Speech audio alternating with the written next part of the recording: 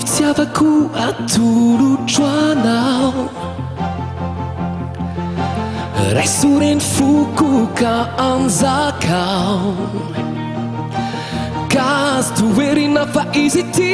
tsy kilalao aza tosika fa fo mitempo anao volanivy tsy miredareda ty araka aminao ianao reny no mba tiako ho tantanako itosiako fa nao mora nasarotra ho diavina fitiavako anao dia maharitra tsy fantatro izay marina fa tsamao kapaine sakotom-panina ny rivotra iainako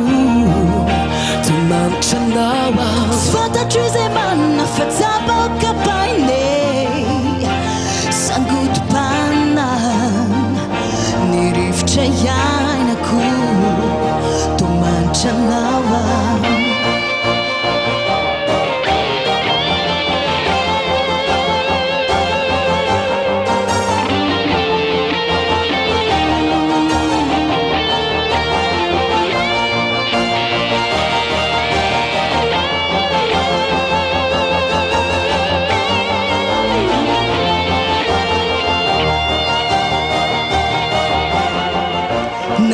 kidong nahin kichanga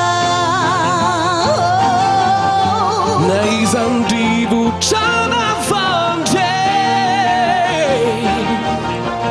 maripututrany atsika sosianao miarady mandraky izay tsy fantatro izay marina fa tsabaka baine sangotom-panina ny rivotra iainako tomanitra anao aho tsy fantatro izay marina fa tsabaka baine sangotom-panina ny rivotra iainako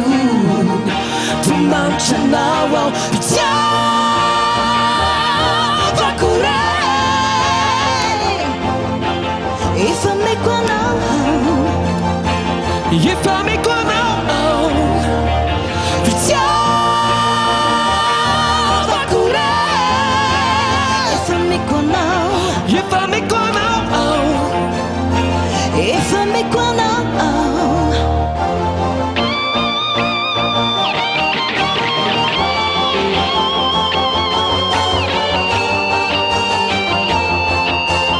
if I